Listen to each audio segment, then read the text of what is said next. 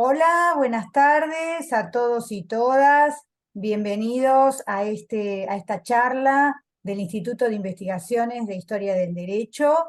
Se ha inscrito un número muy elevado de interesados en asistir a la charla, Rafael, pero hoy es un día muy especial porque no sé si sabes que está teniendo lugar a la misma hora el Congreso de la Sociedad Española de Historia del Derecho en La Laguna, las Islas Canarias, a las que asisten muchos de nuestros conocidos, nuestros colegas que siempre nos acompañan, y en la que va a hablar el doctor Ezequiel Abásolo, el director de nuestro departamento, para hacer una memoria de, el doctor Tahuanzuategui. Así que se disculpa de que no puede participar de esta reunión. Entonces, eso hace que no tengamos tal vez la cantidad de asistentes que normalmente tenemos, sumado al hecho de que a diferencia de años anteriores, acá en Argentina la gente ha empezado a trabajar en forma presencial. Y acá en Argentina son las 3 de la tarde y es el horario de trabajo.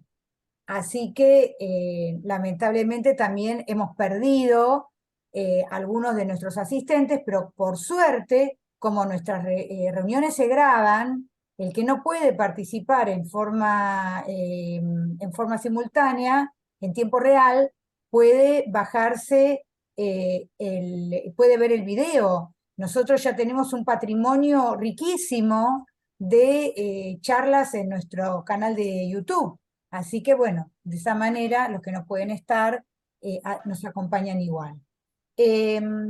Ahí todos los que por favor no tienen nombre y apellido, le pido que se renombren porque si no después no podemos hacerles el certificado. Y además, ahora va a ingresar otra persona que tampoco sé si la tengo ahí en la lista. La semana pasada tuvimos un hecho muy lamentable. Se circuló el link de la charla e ingresó una persona y empezó a molestar en el Zoom. Así que hay que tener mucho cuidado con compartir los links. Bueno, ahora sí, le pido a una persona acá en el público que se identificó como Lum, que por favor se renombre con nombre y apellido, porque si no lo hace, lo voy a tener que poner en sala de espera. Y el resto están todos bien identificados. Bueno, vamos a comenzar esta charla de hoy, 8 de junio, con la presentación de quien hoy tenemos el honor de que sea el expositor de nuestra charla, que es nuestro amigo Rafael Ramis Barceló. El doctor Barceló se licenció en Derecho y Literatura Comparada por la Universidad de Barcelona. También se licenció en Filosofía y Ciencias Políticas por la Universidad de Educación a Distancia, la UNED de España. También tiene un título en Ciencias Religiosas del Angelicum de Roma y es doctor en Derecho por la Universidad Pompeu Fabra de Barcelona. Actualmente es catedrático de Historia del Derecho y de las Instituciones y subdirector del Instituto de Estudios Hispánicos en la Modernidad de la Universidad de las Islas Baleares. Sus líneas de investigación son la historia del pensamiento jurídico, la historia de las universidades y la historia de las ideas en el período siglo XV, siglo XVIII. Ha escrito, tiene una vastísima obra que incluye 147 artículos en revistas, ha colaborado en 34 obras colectivas, ha redactado 184 reseñas, ha escrito 23 libros y ha coordinado 4 publicaciones, siempre sobre los temas que ha trabajado. Hoy se va a referir a un tema que nos interesa muchísimo a todos los que estamos acá seguramente, que es juristas humanistas y humanistas jurídicos, y humanistas jurídicos, juristas humanistas y humanistas juristas en el Renacimiento. Costó, porque es un título muy original y es un juego de palabras. Así que Muchísimas gracias, Rafael. Es un gusto tenerte acá. Te paso el piso. Pues muy buenas tardes para ustedes, casi noches para nosotros en España. Muchas gracias, doctora Viviana Kruger, por esta amable presentación. Muchas gracias a todas las personas asistentes, que veo muchos amigos, colegas, conocidos. Y sé que tengo 20 minutos y por lo tanto me gustaría ser sucinto y, si les parece bien, después de estos agradecimientos, entrar directamente en media res para tratar este tema de los juristas humanistas y de los humanistas juristas en el Renacimiento. Como ustedes saben, la historiografía ha tratado siempre el fenómeno del humanismo jurídico como si se tratara de una cuestión homogénea, global, en la cual prácticamente pues no hay tendencias muy fuertes, sino más bien como un fenómeno unitario. Yo les propongo en estos breves minutos que tengo para esta presentación una dicotomía que tal vez pueda resultar útil e interesante para tratar el fenómeno del humanismo jurídico, que es esta distinción entre el jurista humanista y el humanista jurista. Esta distinción nace precisamente de lo que sería los primeros pasos del humanismo jurídico, que todo el mundo está de acuerdo en que los dio Lorenzo Valla, cuando quiso hacer toda una revolución a partir de la Facultad de Artes y a partir de los Studia Humanitatis, buscando en todo momento lo que sería una vuelta a la antigua Roma y, por lo tanto, una preterición de los estudios medievales. Para Valla lo verdaderamente importante era un estudio de carácter filológico y de carácter histórico, que es lo que había fallado durante la Edad Media.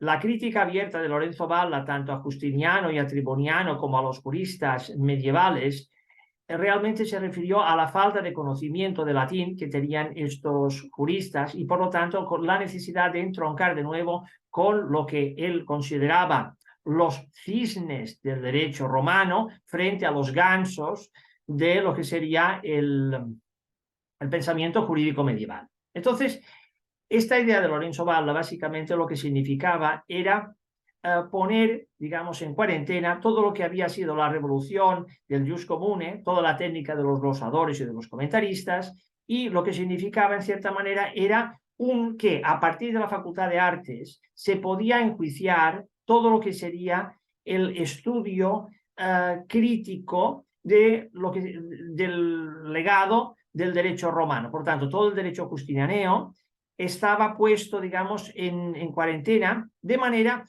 que se pudiera volver a las fuentes directas del derecho romano y estudiarlas como si fuera verdaderamente un patrimonio que valía la pena tanto en un sentido filológico como también en un sentido histórico. Decía, los juristas que no saben latín y que no saben historia no pueden entender correctamente el significado de las palabras. Y lo más importante para un buen jurista es conocer el significado de las palabras. De ahí de Verborum Rerum Significatione, la idea de el significado de las palabras del libro 16, perdón, del capítulo 16 del libro 50 del Digesto.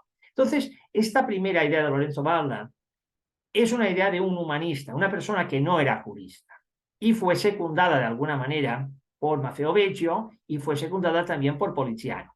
Poliziano es una persona que sí tenía una formación en derecho canónico y, sin embargo, él quería solamente para sí el título de gramático y quería ser solamente pues una persona que desde las artes liberales quería hacer un estudio crítico del derecho.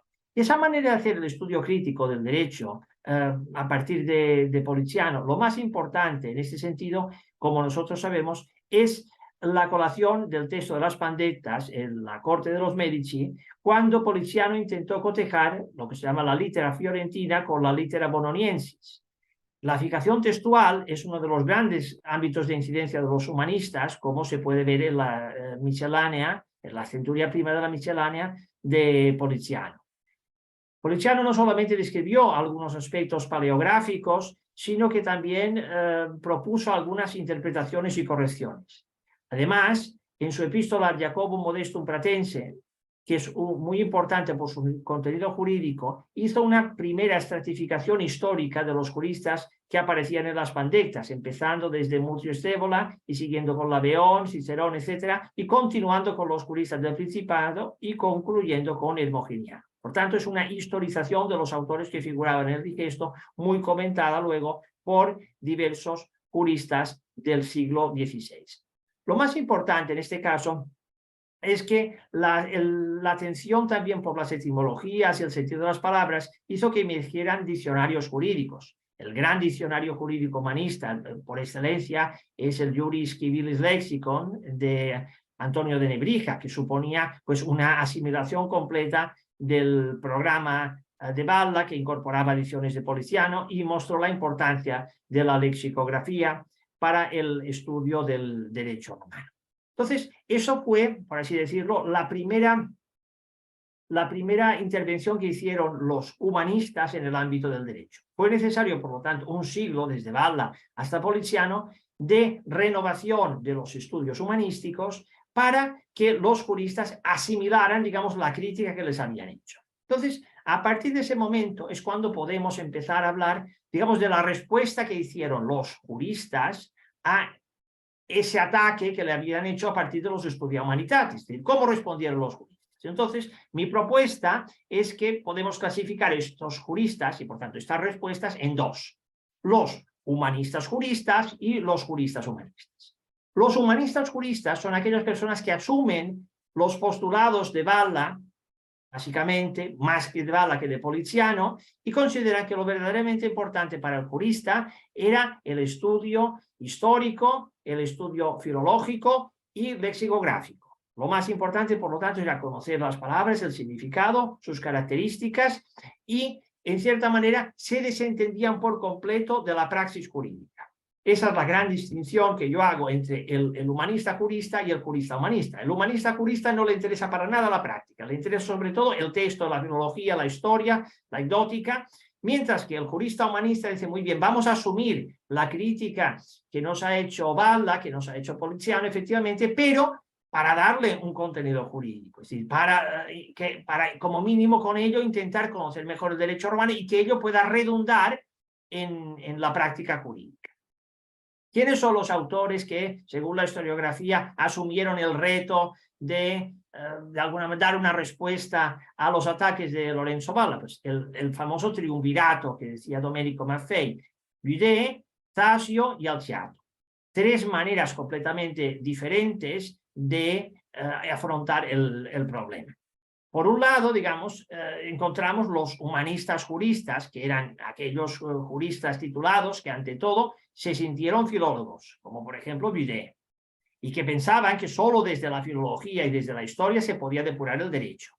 Mientras que, por otro lado, tenemos a los juristas humanistas. Y estos juristas humanistas, con Tasio y Alciato a la cabeza, se caracterizaban por su apertura desde el derecho hacia la filología. Por tanto, la mayor diferencia con la corriente anterior es que para estos primaba el contenido jurídico sobre el filológico, y eran, por lo tanto, juristas y buscaban en los textos una solución legal y no meramente histórico-filológica. Guillaume Bude siguió los pasos de Valla y de Poliziano al criticar a los glosadores, a los comentaristas, y disparó sus dardos hacia los juristas medievales. Y en realidad el humanista francés era un erudito como Valla, que tenía muy poca consideración a los juristas y no albergaba la menor intención de descender a los detalles de la praxis. Bude, incluso más que Valla, se despreocupó completamente de las consecuencias jurídicas y solamente se concentró, como ustedes saben, en los ejemplos del buen latín, como hacía Valla, que se hallaba en el Digestum Vetus. La crítica de Bude a los glosadores y a los comentaristas resultó intolerable para Tasio, que era profesor en la Universidad de Friburgo y un jurista que era conocedor de la praxis forense, que consideraba que el derecho justiniano no podía ser enmendado a base de caprichos filológicos, y por lo tanto se opuso a Bude y de paso también a Valla. Sin embargo, la formación filológica de Tasio no era tan refinada como para poder combatir con éxito a los humanistas en su propio terreno. Y esa fue la misión que asumió Andrea Alciato, quien en el año 1518 publicó su volumen Paradoxorum ad Pratum, en el cual se hallaban ciertas críticas a las elegantie de Valla. Y entre otros pasajes, como ustedes saben, en el capítulo 13 de Disfuncionum encontramos una invectiva muy notable hacia la temeridad de Lorenzo Valla, quien, siendo un mero gramático, se había atrevido a enmendar la plana a Curcio o a Bardo. Sin embargo, el auténtico ajuste de cuentas del humanista romano con Valla llegó con De Verborum Significatione Libri 4, que comenta principalmente el libro que hemos dicho antes, el título 16 del libro 50 del Digesto.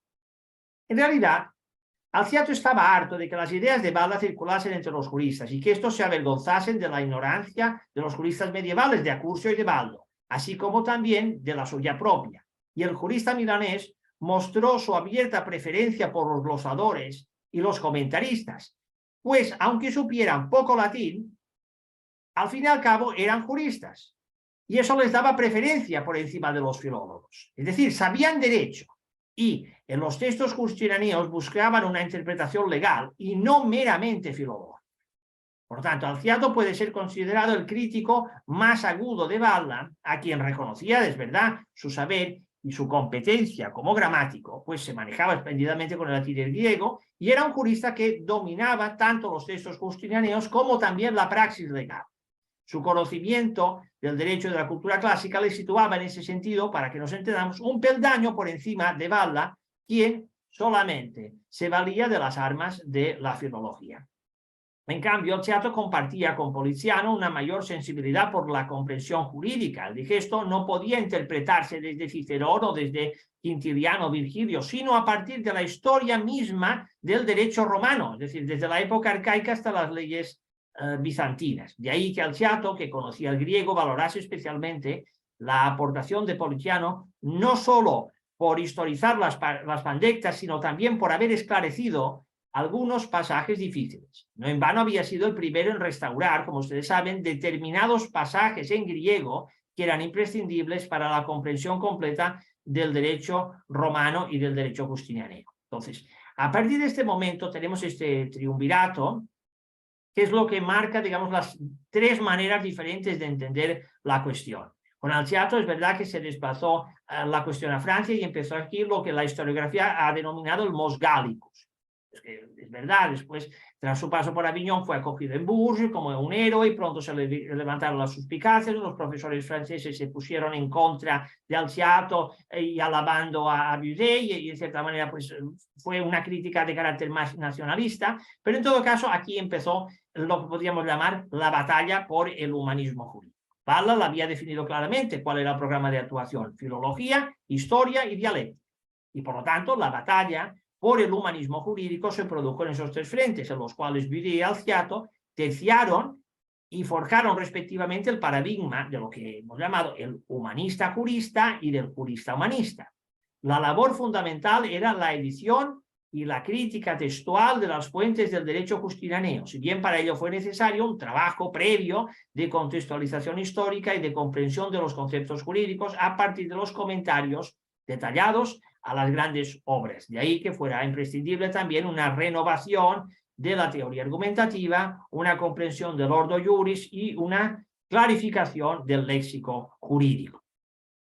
Los humanistas juristas defendieron el legado, digamos, durante la segunda mitad del siglo XVI, de Valla y de Budet, y lo expandieron, y se concentraron especialmente en los aspectos más filológicos de la anecdótica de los textos justinianos, en la diplomática, en la historia del derecho romano, en la dialéctica y en la lexicografía jurídica. Asimismo, algunos humanistas juristas se preocuparon también por la pedagogía jurídica, la literatura y la relación del derecho con los demás saberes en una vocación enciclopédica. En una palabra, se ocuparon de todas aquellas cuestiones que se hallaban alrededor del derecho y en conexión con el mismo, pero sin entrar en los problemas jurídicos sustantivos. En cambio, digamos, encontramos que existe todo un conjunto de juristas que habían entendido que el derecho tenía que ser lo más importante, la primacía. Tenían que asumir efectivamente toda la crítica que había hecho Valla, pero sin embargo era necesaria una visión centrada en el mundo del derecho. Y esto se ve básicamente el problema de la recepción del humanismo jurídico en cada uno de los territorios. Así como, yo qué sé, el derecho romano era considerado vigente en el Sacro Imperio en algunas regiones de Italia, en cambio en Francia se originó un fuerte debate sobre la recepción del derecho romano que condicionó dos tipos de juristas humanistas.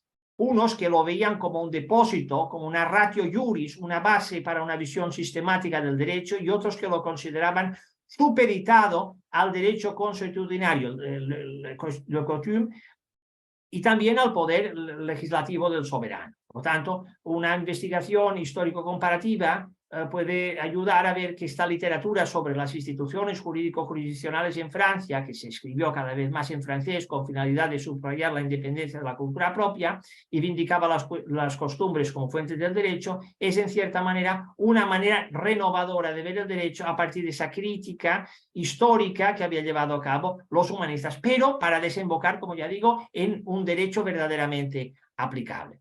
Por lo tanto, esta sería, bajo mi punto de vista, la presentación de una dicotomía. Por lo tanto, el humanismo jurídico es ante todo la respuesta que dieron los juristas del siglo XVI a las propuestas de los humanistas del siglo XV. Hubo una recepción lenta de las ideas humanistas y una absorción diversa de sus postulados. El humanismo jurídico puede entenderse especialmente como la asimilación de la obra de Valla con un programa, como hemos dicho, basado en la recuperación de la historia y la filología y la simplificación de la lógica medieval. La crítica abierta de Valla, tanto a Justiniano y Triboniano como a los juristas medievales, dio paso a la obra de Poliziano, que como saben es mucho más matizada y sensible hacia la labor del emperador bizantino y de los glosadores y de los comentaristas a partir de la colación del digesto.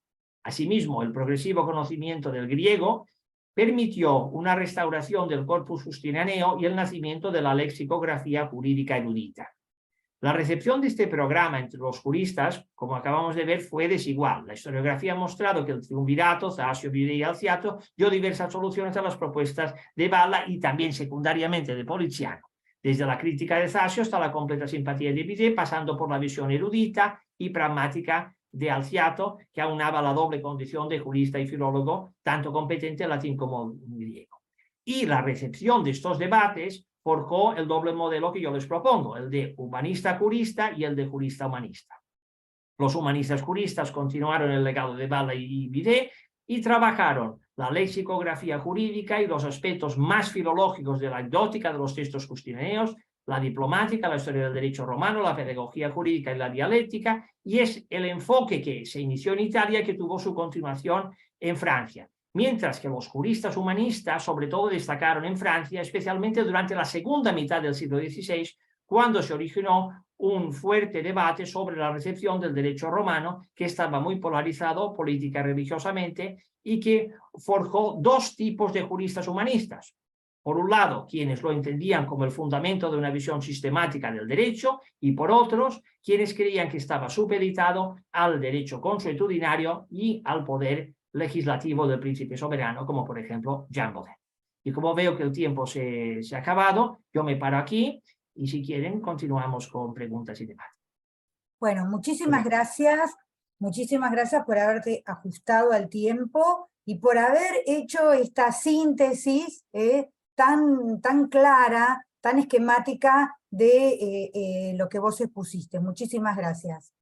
Bueno, ahora en los minutos que quedan, que no son muchos, vamos a empezar a abrir este espacio a los comentarios y las observaciones de los especialistas que tenemos acá, que muchos han trabajado algunos de los temas que vos estás mencionando hoy en la charla. Así que comentarios, preguntas, debates, si pueden levantar la manito, así los veo.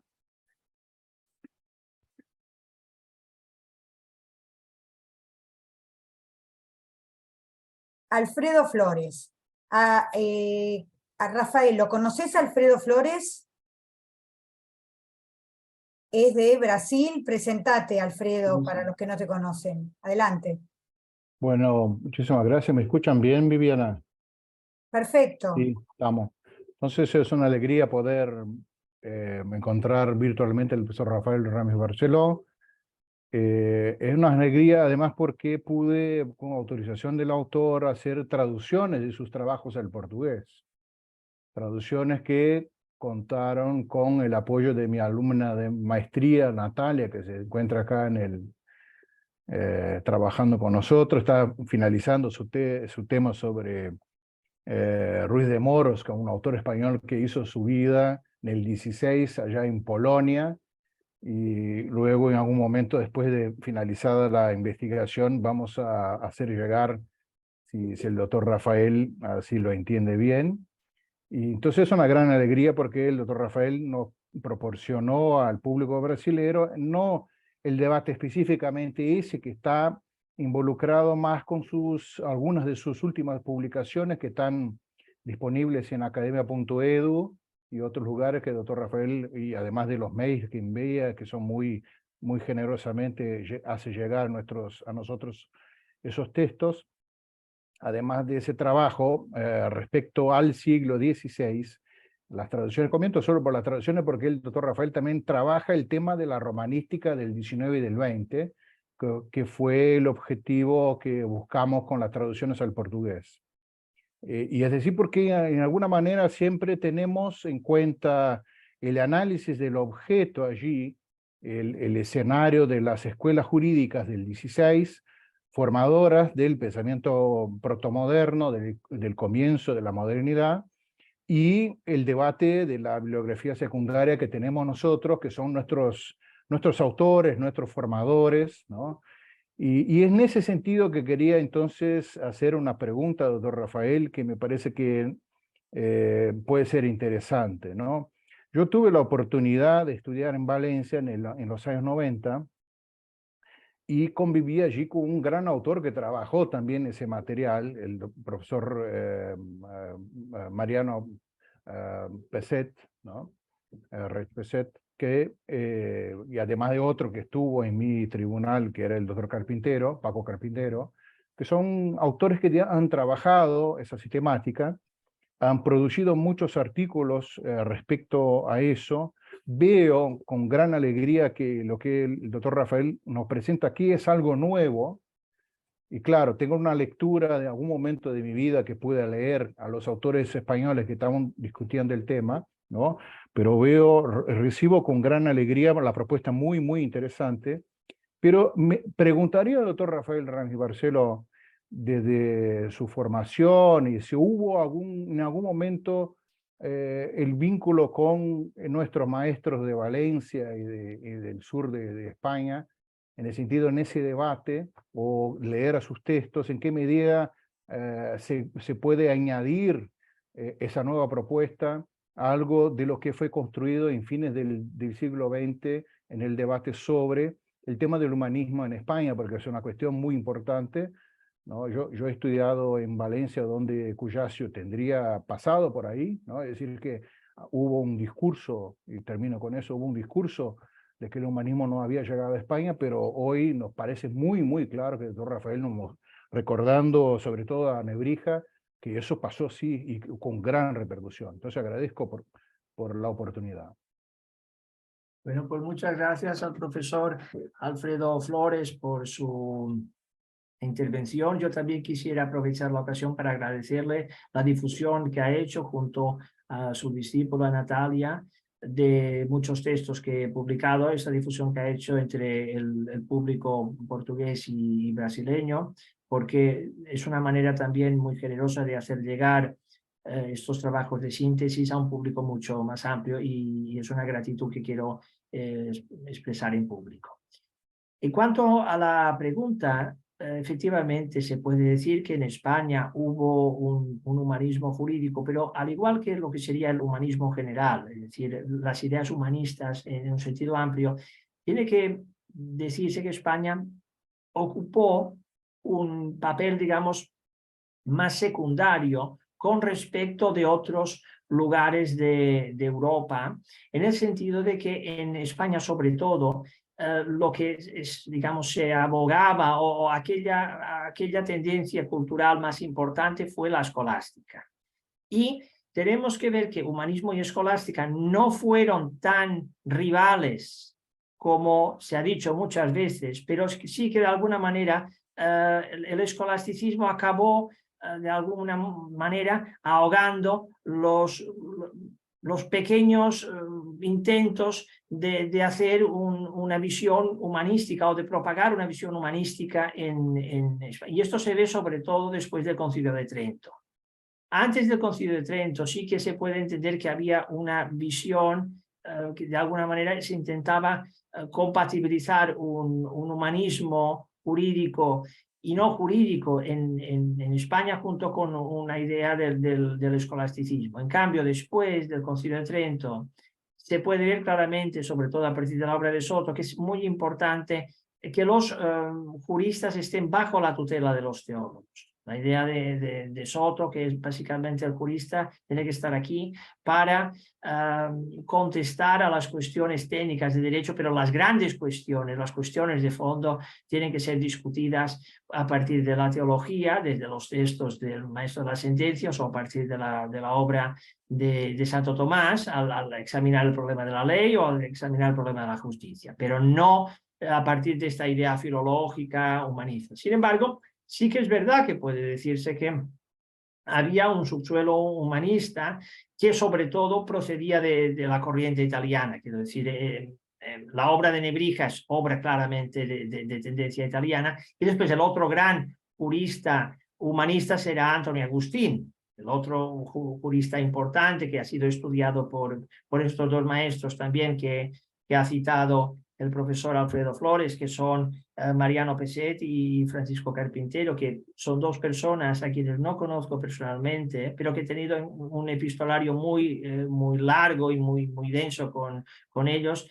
Y también aprovecho para expresar mi gratitud por todo lo que he aprendido de ellos y también, digamos, por todo aquello que me han aportado incluso en sus misivas y correcciones que han hecho a mis textos. Por lo tanto, son dos personas que han aportado mucho y que ya me gustaría a mí al final de mi vida haber podido aportar algo sustancioso al lado de lo que ellos han aportado a lo largo de sus vidas.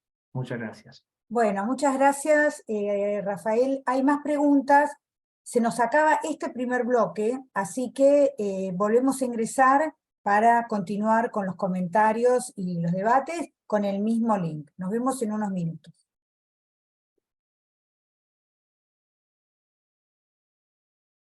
Bueno, continuamos entonces con la segunda parte de esta charla tan interesante del doctor Ramis Barceló. Hay una pregunta del doctor Cuena Boy, de la Universidad de Cantabria. Un gusto, Paco, verte de vuelta por acá. Adelante. Lo mismo digo, Viviana, muchísimas gracias por vuestra actividad que tanto contribuye a unirnos y de la que tanto aprendemos. Y muchas gracias, Rafael Ramis Barceló. Por primera vez te veo actuar en directo, perdona, te tuteo directamente. Y bueno, pues desde hace mucho tiempo, como otros muchos de los virtualmente presentes, intercambiamos mensajes y publicaciones. En fin, muchas gracias por la charla de esta tarde, que me ha parecido muy interesante. A medida que la ibas desgranando, me preguntaba yo si yo mismo, o tú también, somos juristas humanistas o humanistas juristas. No sé qué podríamos decir. Yo más bien soy humanista jurista, o querría ser humanista jurista, porque la cosa de la práctica, la verdad es que me atrae o me interesa relativamente poco. Pero bueno, yo te quería preguntar, pues precisamente, ¿cómo se clasificaría desde el punto de vista de la taxonomía que tú has desplegado aquí? ¿Cómo podríamos clasificar a juristas españoles muy relevantes? Bueno, como Antonio Agustín, humanista sin duda, pero jurista humanista o humanista jurista. O a Fernando Vázquez de Menchaca. Hoy ya más tarde, pues también a Solórzano Pereira o a Serafín de Freitas, porque yo cuando leo a estos autores, especialmente a Solórzano, a Serafín de Freitas también, me llama la atención que encuadrados como están supuestamente en el Mos Italicus tardío, sin embargo no desdeñan servirse de Cuyacio o de Godofredo o de cualquier otro humanista, filólogo, cuando procede, y de crítica filológica muy puntualmente, pero la aprovechan para sus fines que desde luego no son la mera reconstrucción histórica y filológica de las fuentes. Esto es lo que te quería preguntar. Muchas gracias de nuevo. Pues nada, muchísimas gracias. También es la primera vez que después de tantos años de escribirnos pues nos ponemos cara. Estoy muy contento de poderlo hacer y de podernos saludar por esta vía. Bien, a ver, ¿cómo clasificamos a estos juristas? Bueno, si recordamos aquella clasificación que hizo precisamente Francisco Carpintero, es decir, bueno, mos gálicos, mos itálicos, si había un tertium genus, había una corriente de juristas que no podíamos estar clasificando ni en un sitio ni en otro y que realmente pues tenían características diferentes, y él precisamente al haber hecho la tesis sobre Vázquez de Menchaca decía, bueno, ¿y cómo clasificamos a Vázquez de Menchaca? Ese era el problema de aquel famoso artículo publicado en Jus Commune.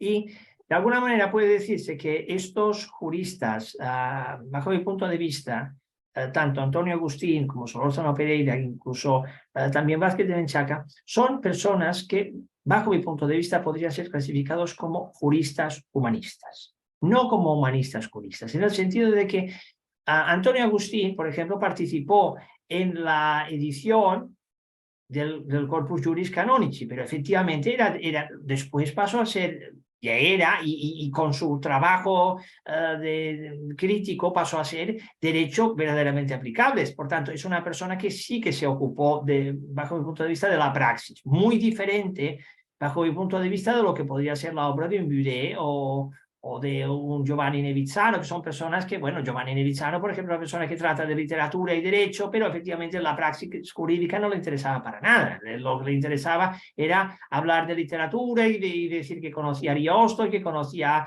a Dante y a Petrarca y estos, pero que no le interesaba el derecho. Cosa que no podemos decir en ningún caso de Vázquez de Menchaca ni de Solórzano Pereira. Son personas que, como ha dicho muy bien el profesor Cuena, van insertando en sus argumentaciones pues algunos aspectos de la crítica textual, de la anecdótica, algunas consideraciones de carácter histórico, de carácter filosófico, pero en todo caso son juristas conscientes de ser juristas, es decir, que están escribiendo pues una política para corregidores, están escribiendo algo que sí que tiene un desarrollo de carácter jurídico. Por tanto, si los tuviera que clasificar, yo diría que son juristas humanistas y no propiamente humanistas juristas. Su interés en la práctica del derecho y en lo que sería el derecho aplicable, incluso en lo que serían los aspectos más publicísticos del derecho, como sería la parte política, pues es algo que podemos encontrar en estos autores que ha citado, a diferencia, digamos, de una persona como yo que sé, pues el propio Nevizzano, el propio Budet, o todos aquellos autores que se dedicaron a hacer diccionarios jurídicos, como Jacob Spiegel, por ejemplo, que solamente se dedicaron a cuestiones puramente filológicas y no les interesaba para nada la práctica legal. Bueno, muy bien. Muchísimas Muchas gracias. gracias. Muchísimas gracias. Y bueno, supongo también que debe haber algunos que están en alguna zona gris, ¿no es cierto? Que tampoco es fácil encasillarlos en uno o en otro grupo. ¿Qué opinas, Rafael? ¿Es fácil? No, efectivamente, hay algunos autores que no. Por ejemplo, el propio Cuillard, por ejemplo, es un autor que en un sentido se puede ver como un verdadero erudito con sus observaciones y sus enmendaciones, que por tanto actúa como un filólogo, pero por otra parte es aquella persona que después actúa y conoce el derecho consuetudinario, es capaz de involucrarse en el derecho de su tiempo, por lo tanto pues son juristas que podríamos decir ambidiestros, ¿no? Que se manejan bien con la derecha y con la izquierda, ¿no? Y a diferencia de estos que solamente tienen una vertiente. Pero la zona de grises yo lo veo más en el sentido de que hay juristas humanistas que pueden ser juristas humanistas y humanistas juristas, es decir, personas que pueden hacer ambas funciones, que queden excluidos de esta clasificación, bajo mi punto de vista. Es decir, puede haber una zona en la cual haya una intersección de que sean al mismo tiempo juristas humanistas y humanistas juristas, pero creo que esta clasificación de alguna manera puede englobarlos a todos. Es una propuesta, evidentemente, que yo hago para ser probada, no la doy como algo cerrado, sino como un instrumento de trabajo. A ver, si nos resulta más interesante para entender el humanismo jurídico a partir de esta dicotomía, a ver si con esto podemos trabajar con una herramienta más útil. Claro, pero también creo que tal vez esa digamos, ese movimiento de un lado o hacia otro, también puede depender del tema que se esté trabajando, porque a lo mejor en algunos temas se movían con más soltura dentro de una esfera y a lo mejor en otros con otra. ¿Qué opinas?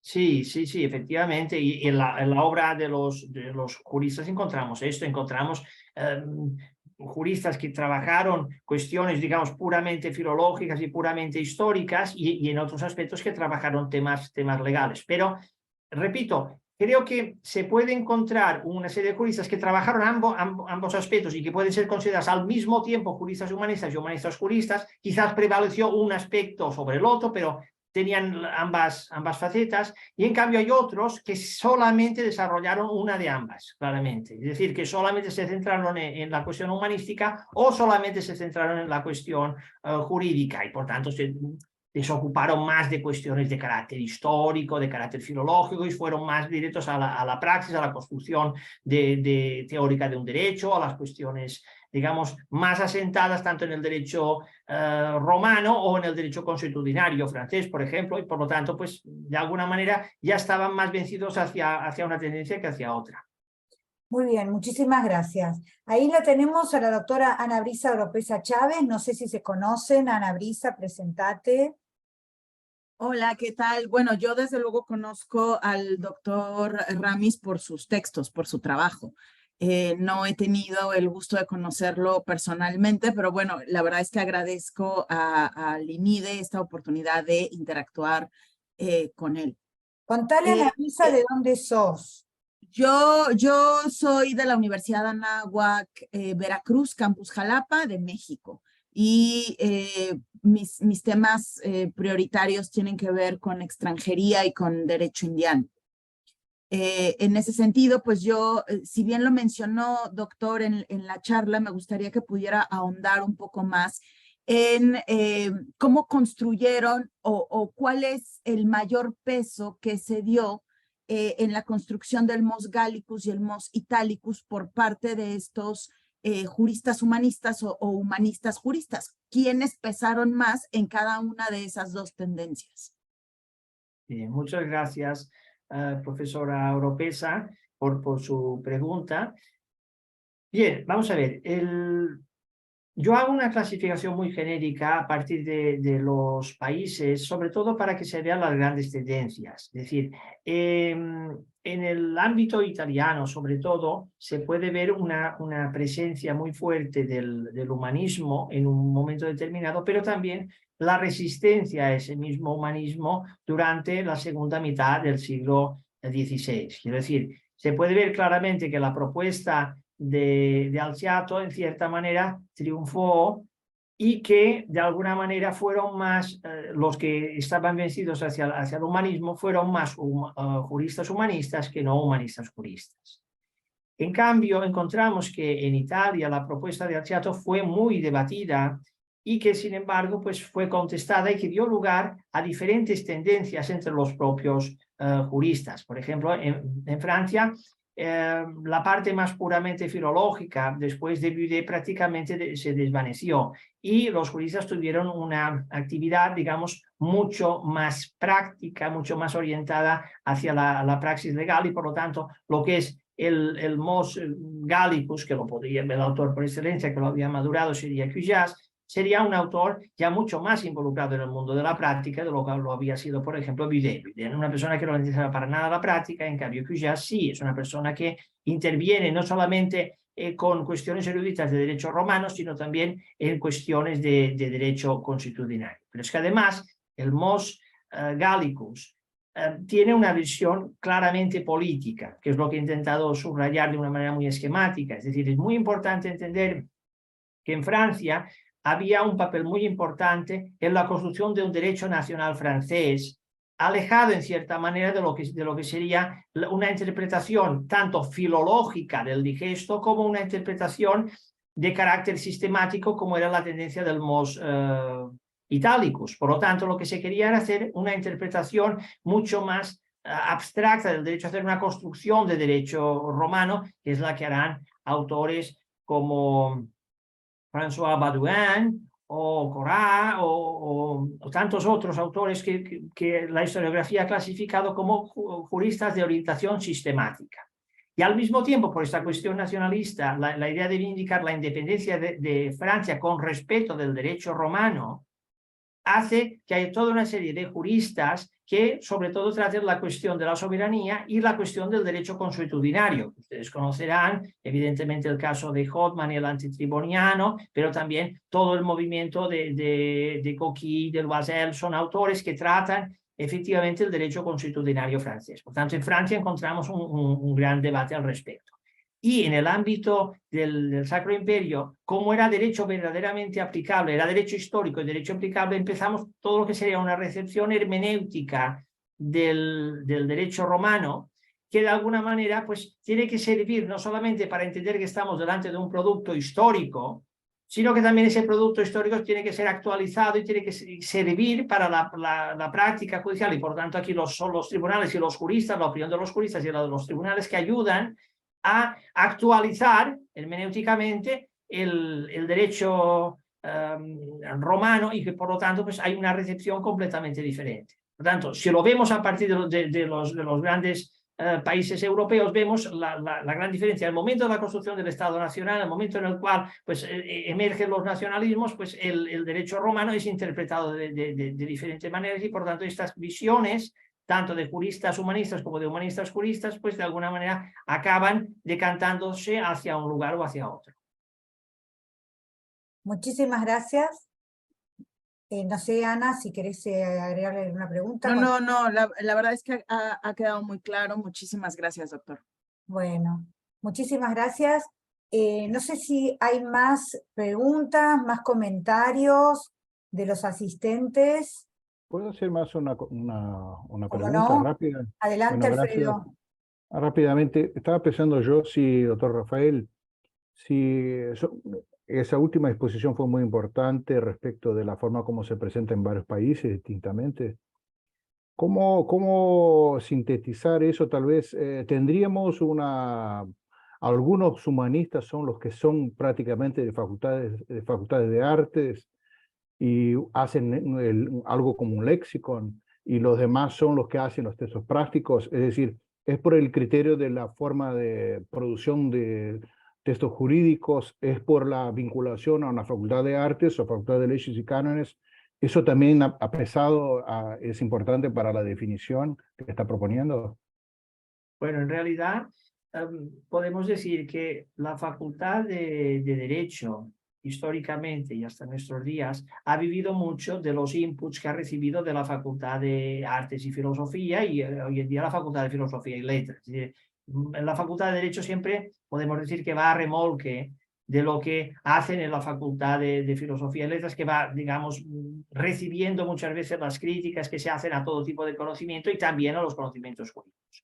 Y eso se ve de manera muy clara en el Renacimiento, puesto que desde la Facultad de Artes o bien desde los Studia Humanitatis había una crítica a lo que serían las facultades superiores, la de Medicina, la de Leyes y Cánones y la de Teología. Lo importante en este caso era que los de abajo, los que estaban situados abajo, querían hacer una revolución con sus propias herramientas para conquistar, digamos, con sus propios útiles, sus propias herramientas, lo de arriba. Entonces, los de arriba querían frenar el paso, diciendo que los de abajo pues tenían que estar tranquilitos y que no tenían que llevar a cabo esa revolución. Entonces, claro, si lo vemos desde la epistemología del conocimiento, pues no es otra cosa que una pugna de los de arriba y los de abajo. La Facultad de Leyes y Cánones quería el statu quo y los de abajo querían una renovación.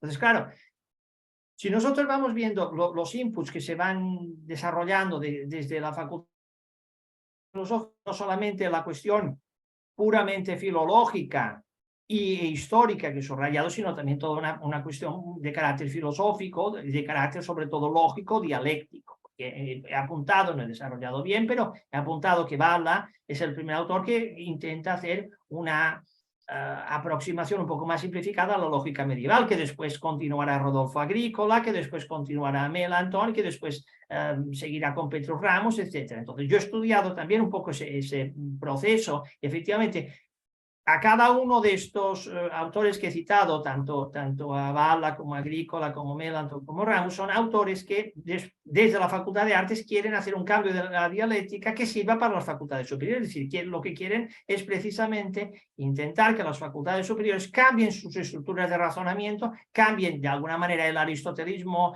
medieval heredado por una lógica mucho más simplificada, mucho más adaptada, y que por lo tanto desde la Facultad de Artes ellos puedan darle las pautas de razonamiento a las facultades superiores. ¿Qué pasa? Que efectivamente los juristas de alguna manera se resisten a ello. Entonces hay juristas que yo llamo humanistas juristas y dicen, no, tienen razón estos de abajo, hay que hacer una adaptación, porque así como vamos, pues no podemos continuar. Entonces con estos juristas humanistas, ¿de acuerdo? Con estos humanistas juristas, perdón, lo que se hace es intentar esa adaptación. Por eso decimos que hay juristas que son valdianos, o que son ramistas, o que son seguidores de Melancthon, o agricolianos, que son juristas que asumen digamos, este problema y lo intentan desarrollar. Lo que pasa es que, claro, de alguna manera también los límites de introducir una lógica nueva, pues se ven en la pobreza misma del discurso jurídico, es decir, hasta qué punto el derecho puede ser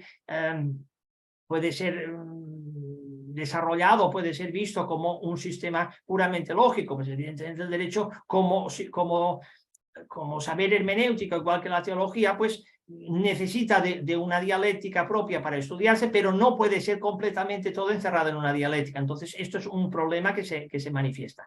Pero repito, este input de carácter filosófico desde la Facultad de Artes es permanente, y entonces los juristas, bueno, cada vez que llega un ataque por parte, una nueva propuesta por parte de la Facultad de Artes y Filosofía, pues empiezan, digamos, con una respuesta, es decir, bueno, ¿cómo nos hacemos nosotros cargo del problema y cómo intentamos hacer una estrategia de renovación?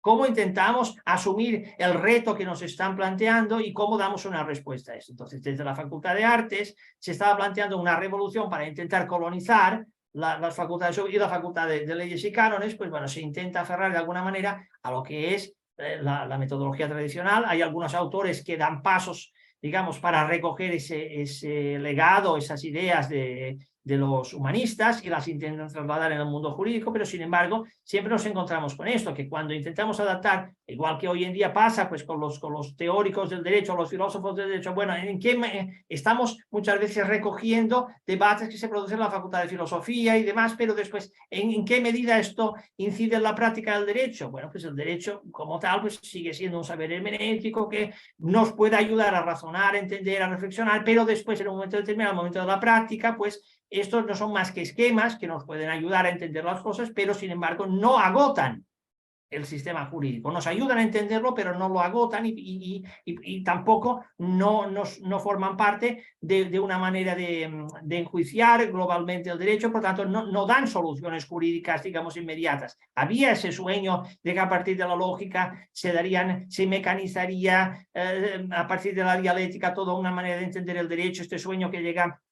hasta Leibniz, pero realmente la cuestión no llega hasta ese punto. Es decir, se dan cuenta de que el derecho no puede ser convertido completamente en una lógica, y los propios juristas prácticos dicen, bueno, y este camino al final pues es un camino muy interesante, pero que no agota toda la práctica jurídica. Y por tanto es la manera también que tuvieron los juristas que recibieron alguna idea humanista, pero que no se comprometieron a fondo, y que por tanto podrían ser autores que podríamos llamar juristas o humanistas, pero no humanistas juristas, sino aquellos juristas que sobre todo primaba la práctica, y decir, bueno, estos inputs son interesantes, efectivamente, pero de alguna manera lo importante es la práctica jurídica, y no podemos encerrar en la práctica jurídica todos estos aspectos de carácter filosófico que nos vienen desde la Facultad de Artes.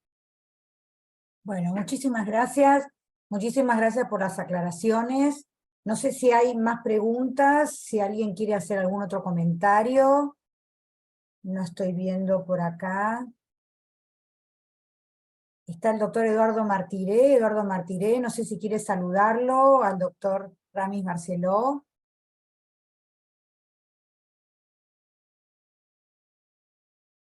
No me escucha el doctor. Bueno. Si no hay más comentarios, si no hay más preguntas, entonces estaríamos cerrando esta charla tan interesante, compacta, con una exposición compacta, con preguntas concretas, con respuestas concretas.